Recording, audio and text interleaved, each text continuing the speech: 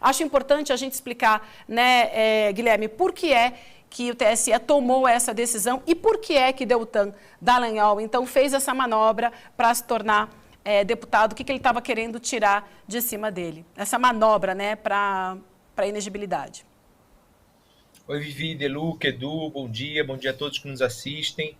O ponto foi exatamente esse, né, Vivi? Que o Dallagnol responderia a PADs, né, processos disciplinares, que provavelmente seriam instaurados, possivelmente seriam instaurados em virtude dessa sindicância, dessas reclamações que estavam abertas, e em virtude disso ele não poderia, na leitura que prevaleceu, na leitura dos ministros, dos 7 ministros, de sair do Ministério Público Federal para concorrer entrar na carreira política, concorrer a deputado federal, sem que isso tivesse resolvido. Esse foi o ponto que foi determinante para o afastamento dele, né, para a perda de mandato e a decretação da inelegibilidade. O argumento da defesa, né, do Deltan, e que algumas outras pessoas desde ontem, quando houve decisão, vem alegando, é de que não, a lei fala em PAD, né, em processo disciplinar, e ainda não havia sido instaurado nenhum processo disciplinar, havia sindicância, havia reclamação, não havia o PAD, que é um processo que decorre de uma sindicância, que conclui pela instauração de um PAD, ou de uma reclamação que vira uma sindicância, que depois vira um PAD. Não existia exatamente o processo, então ele não teria feito nada errado, segundo essa visão dele, a defesa que ele fez. E aí também colocam outras decisões do TSE sobre, em outros casos, em que o TSE disse que, considerando que o direito que está sendo colocado, que está sendo analisado, são os direitos políticos da pessoa, deveria ter uma leitura mais abrangente do que é do que é esse PAD, esse processo disciplinar. Não daria para incluir sindicância e as reclamações, de forma a proteger os direitos políticos. Bom, o fato é que a gente não pode ignorar o que tem de pano de fundo dessa discussão. A gente teve, sem dúvida, um Tribunal Superior Eleitoral fazendo o que se espera de um Tribunal Superior Eleitoral em termos de celeridade. E eu me lembrei da época da Lava Jato, quando os acusados, os investigados, eles falavam: nossa, mas a justiça agora está sendo muito rápida, ela está sendo muito mais rápida porque é o PT. E foi realmente na época. Na época a gente via, quando a gente comparava o tempo de um processo criminal correr com no caso do Lula, por exemplo, com diversos outros casos de corrupção, mesmo de figuras poderosas. Se você comparar o que foi a celeridade do processo judicial do Lula com a celeridade dos processos do Temer, por exemplo, você via que ali tinha uma velocidade anormal. Na época, o Deltan falou: mas foi dado o devido processo legal, foi garantido o devido processo legal ao Lula. O Sérgio Moro falava a mesma coisa. Foi garantido o devido processo legal ao Lula. Quando veio a Vaza Jato, a gente descobriu, ou melhor, a gente viu o que se intuía, o que se percebia, que uma casca de devido processo legal, ela protegia, ela escondia por trás um conluio, uma relação indevidamente, ilegalmente próxima entre os dois.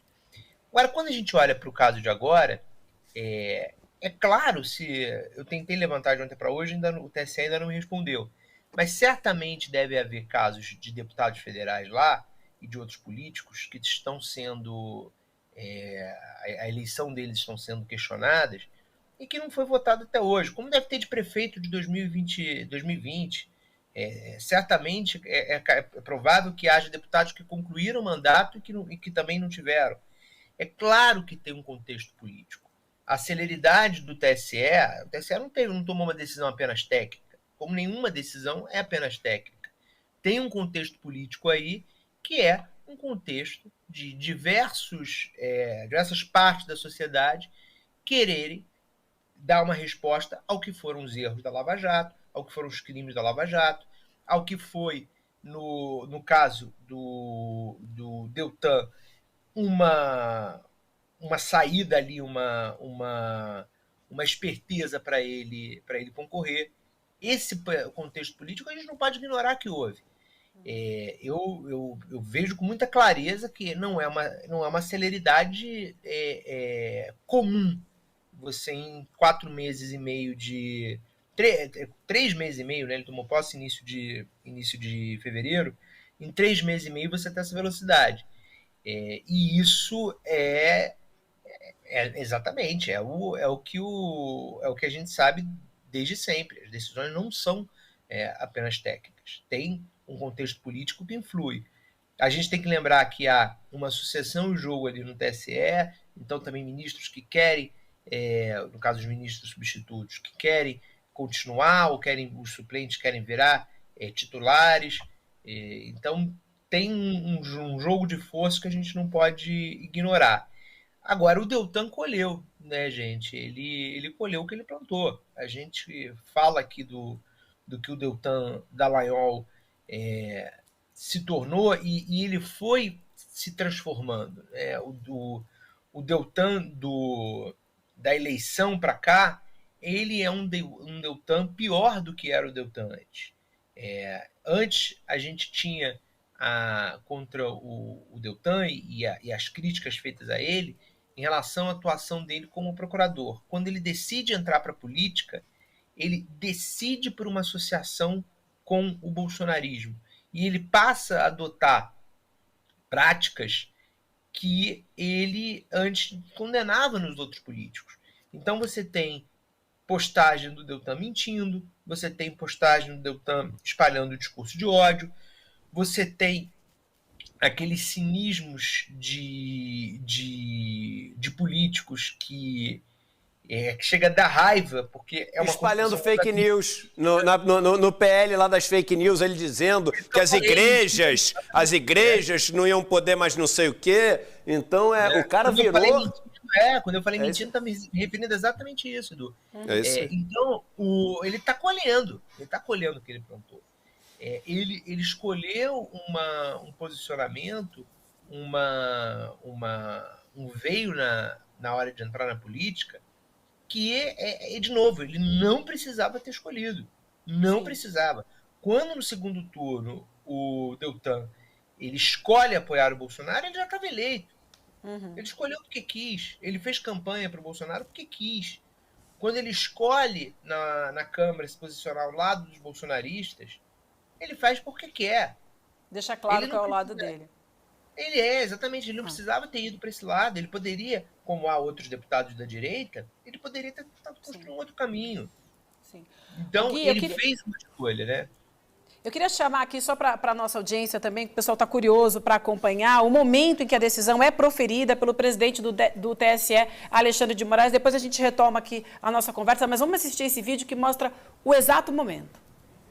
O tribunal, por unanimidade, deu provimento aos recursos ordinários para indeferir o registro de candidatura do recorrido Deltan Martinácio Dallagnol ao cargo de deputado federal, comunicando-se de imediato ao Tribunal Regional Eleitoral do Paraná para imediata execução do acórdão, independentemente de publicação, mantendo-se o cômputo dos votos em favor da legenda. E unânime. É importante dizer. Incluindo o voto de Cássio Nunes Marques no TSE. É importante registrar. É isso aí. Unânime é importante dizer, porque aí tem uma força. Porque agora é o seguinte, você chegar e peitar uma decisão dessa, você não está criando uma confusão com uma decisão, você está criando uma confusão, mesmo com todo um tribunal superior, né? Então, o fato da decisão ser unânime é um recado forte, Gui. É um recado forte. Sim. Não, se tem alguma coisa que une a grande parte dos integrantes do Tribunal Superior hoje é um anti-lavajatismo. E, de novo, eu falo, é claro que será componente da decisão. É claro que era componente da decisão. O fato de ser o Deltan aí tem uma influência. Claro que tem.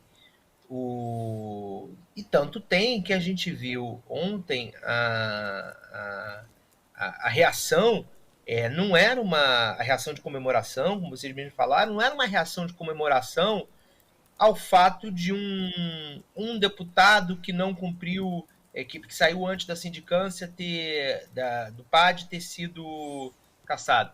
Porque era o Deltan. O Deltan criou esse ambiente para ele. Existia um anseio popular, da mesma maneira que teve uma parte do anseio popular que o elegeu e que torcia por ele, eu admirava, defendia, está fazendo isso hoje sem dúvida. Também existia um anseio popular muito grande de querer ele fora, de considerar ele um mal para a política, como ele era nessa visão, um mal para o Ministério Público. Então tem uma gargalhada aí que é por ser o Deltan, não é por ser apenas um deputado que foi cassado. Se fosse um deputado X que não tivesse o histórico, o Deltan não daria essa comoção comemorando a cassação dele. E, de novo, ele colhe o que plantou.